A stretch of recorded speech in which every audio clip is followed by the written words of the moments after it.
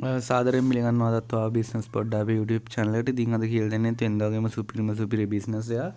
ඉතින් මේ බිස්නස් එකකටත් ඔයාලට මාසිකට ලක්ෂයක අධික ලාභයක් ලබා ගන්න පුළුවන් බිස්නස් එකක්. ඉතාම සරල බිස්නස් එකක් සහ කරන්න පුළුවන් බිස්නස් එකක්. වගකීමක් අඩු බිස්නස් එකක්.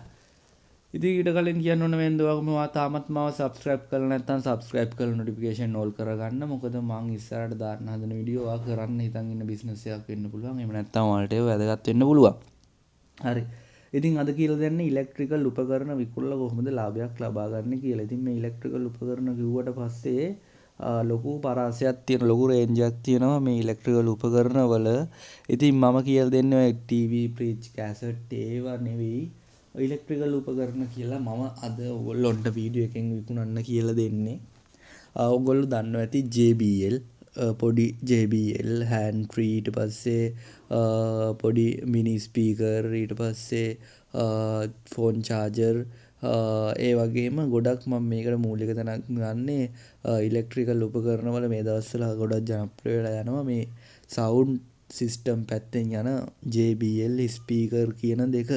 ඉතින් කොහොමද මේ JBL එහෙම නැත්නම් සවුන්ඩ් ස්පීකර් JBL කියන එක මාකට් කරන්නේ? ඊට අමතරව මේකේ මම ඒ පැත්තෙන් කතා කරාට ඕගොල්ලොන්ට මේ මම උගන්වන ටික ඔළුවේ තියාගෙන ඕගොල්ලොන්ට ඕනම ඉලෙක්ට්‍රිකල් වලට මේ ෂොප් එකක් උනත් පටන් ගන්න පුළුවන්. ඉස්සෙල්ලා මේක පොඩියට පටන් අරගෙන ගිහිල්ලා මේක දියුණු කරගෙන පසු කාලීනව ඔයාලට කුලියට කඩ කාමරයක් අරගෙන හෝ ඔයාලා කඩ කාමරයකින් ෂොප් එකක් පටන් ගැනීමට උනත් හැකියාව තියෙනවා. මේක පොඩි තැන ඉඳන් කරගෙන ගියොත් මේ ව්‍යාපාරය ඉතාමත් ඉහළ අනාගතයක් තියෙන අනාගතේ පෙන්වම් කරන ව්‍යාපාරයක්. ඉතින් සාර්ථක බිස්නස් එකක් මේක. හරි. ඉතින් මම කියලා දෙන්නම් කොහොමද මේ බිස්නස් එක පටන් ගන්න කියලා. ස්මාර්ට් වොච් JBL ඒ වගේ හෙඩ්ෆෝන් ඒ වගේ ඕගොල්ලොන්ට මේ මිනිස්සු මේ දවස්වල පාවිච්චි කරන සහ ට්‍රෙන්ඩ් එක රැල්ලට යන අයිටම් ටිකක් තමයි මේක හොයාගන්න ඕන. ඊට පස්සේ ඕගොල්ලොන්ට පුළුවන් Facebook page එකක් මගින් හෝ මම අර කලින් කිව්ව විදිහට shop එකක් මගින් තුත් පටන් ගන්න. මේක දැන් ක්‍රම දෙකටම කරන මිනිස්සු ඉන්න ඕගොල්ලොන්ට ඉතින් පහසු ලේසි විදිහකට පටන් ගන්න පුළුවන්. ඊට පස්සේ මෙන්න මේ බඩු කොහෙන්ද ගේන්නේ? මේ බඩු ඉතාමත් අඩුම මිලට ගේන්න පුළුවන් කොටුවේ තියෙනවා. පිට කොටුවේ තියෙනවා මේ වලට වෙන්නු ඉලෙක්ට්‍රිකල් අයිටම් වලට වෙන්නුණු පාරාදීසයක්. ඒ පාරාදීසෙන් ඔයගොල්ලන්ට පුළුවන් මේ බඩු මුට්ටු අඩුවටම ගේන්න. ඉතාමත් ඉහළම වටිනාකමක් තියෙන බඩු ඉතාමත් අඩුම මුදලකට ගේන්න පුළුවන්. ඉතින් ඔයා හිතන්න ඔයා JBL එකක් රුපියල් 1500ක් විතර ලාභයක් තියාගෙන විකුණනත් ඔයාලට ඇති. ඉතින් ඔයා හිතන්න ඔයා JBL එකක් සාමාන්‍යයෙන් රුපියල් 2500කට විතර ගෙනල්ලා රුපියල් 3500කට විතර ඒක විකුණනත් ඕගොල්ලොන්ට ඉහළ ලාභයකට ලබා ගන්න පුළුවන්. ඉතින් ඔයා මේ විදිහට JBL 5ක් විකුණනොත් දවසකට රුපියල් 5000ක් තියෙනවා. ඉතින් ඔයා මාසෙකට ගාණ බලා ගන්න ඔයාලට කොච්චර ගාණක් ලැබෙනවද කියලා. හරි. ඉතින් මම ඒක තමයි කිව්වේ මේක ලක්ෂ පන්නලා ගන්න පුළුවන්. ඉතාමත් ඉහළ ආදායමක් ලබා ගන්න පුළුවන් ව්‍යාපාර අවස්ථාවක් කියලා ඕගොල්ලොන්ට මුලින්ම මම මතක් කරේ.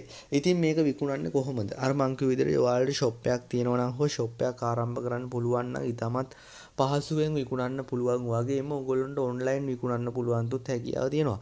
මොකද දැන් ඕනම දෙයක් ඇඳුමක් වුණත් මිනිස්සු ෂොප් එකට ගිහිල්ලා ගන්න කාලය වියදම් කරලා ගන්න නැතුව ඒ ඔක්කොම දැන් ඔන්ලයින් ඕඩර් කරලා ගන්න සිස්ටම් එකකට රට හැදීගෙන යනවා මේ දවස්වල. ඉතින් ඔයාලට පුළුවන් ලේසියෙම මේවා මේ දැම්මම ගෙනල්ලා තියාගන්න.